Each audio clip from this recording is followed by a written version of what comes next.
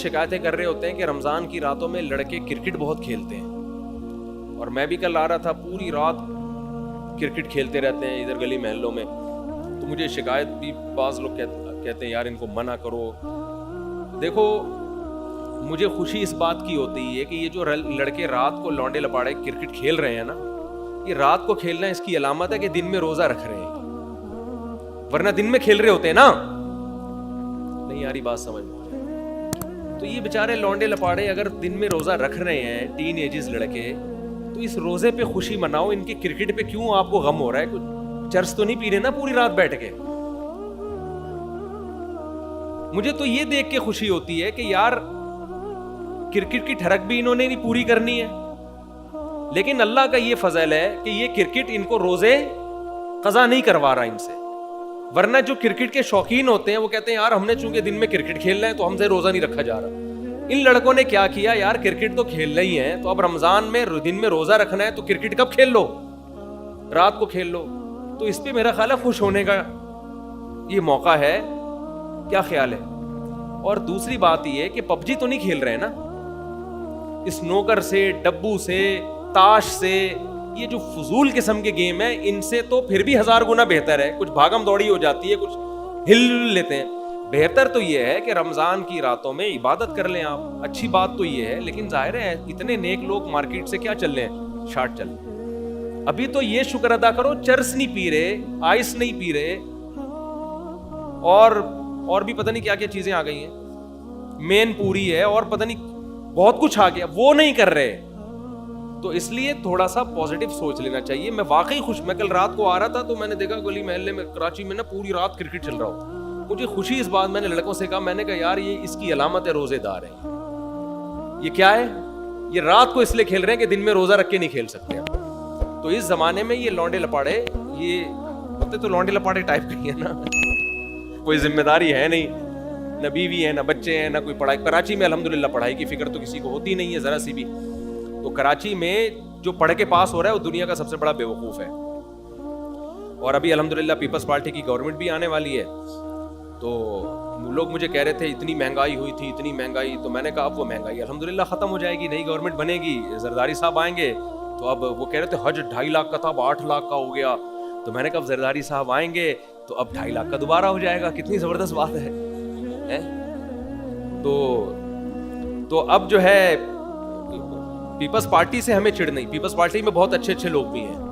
میں جب تک جماعتوں سے ملتا نہیں تھا میں سب کو, بہت سے لوگوں سے بدگمان تھا, لیکن پیپلز پارٹی میں بڑے اچھے خاندانی لوگ بھی ہیں, اسلام سے محبت کرنے والے بھی, ملک سے بھی, مسلم لیگ میں بھی ہیں, پی ٹی آئی میں بھی, ہر جماعت میں اچھے بھی ہوتے ہیں اور برے بھی ہوتے ہیں.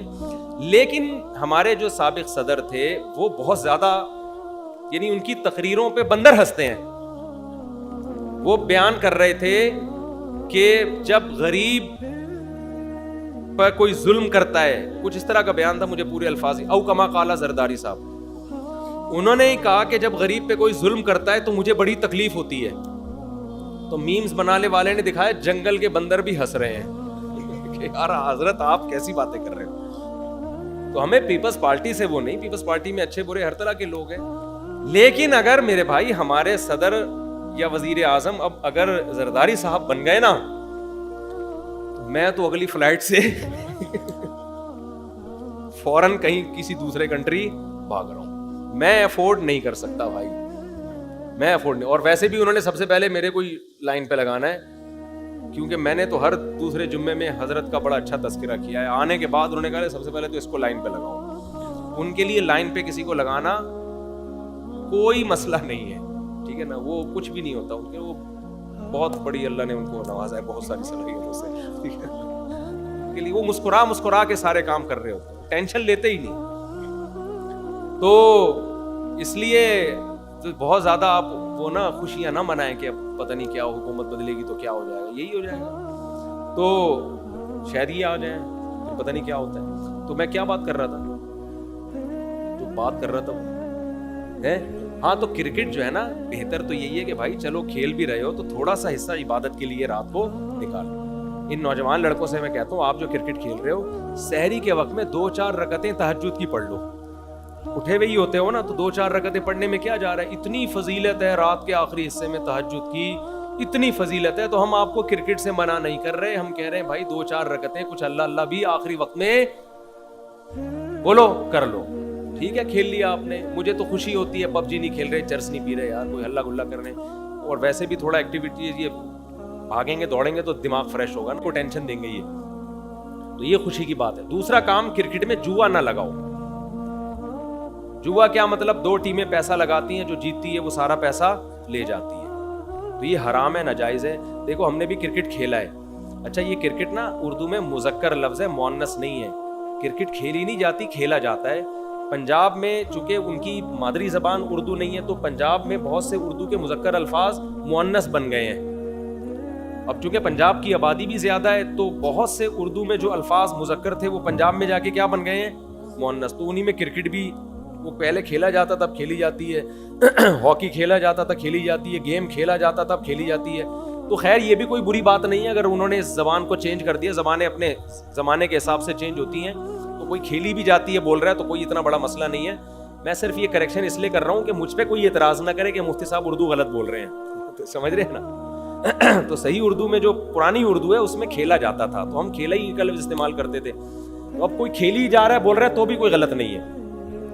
تو کرکٹ میں ہم جب کھیلتے تھے تو میں اس بات کا اہتمام کرتا تھا.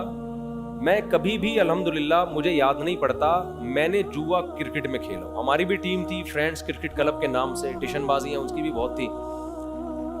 تو میں یہ کہتا تھا میں پیسہ نہیں لگاؤں گا, سمجھ رہے ہیں. اب مجھے وہ ٹیم میں شامل کرنے کے لیے انہوں نے مستثنا کیا ہوا تھا کہ بھائی یہ تھوڑا مولانا ٹائپ کا آدمی ہے, یہ پیسہ نہیں لگا رہا. میں کہا بھائی ہم فری میں کھیلیں گے تو ٹھیک ہے.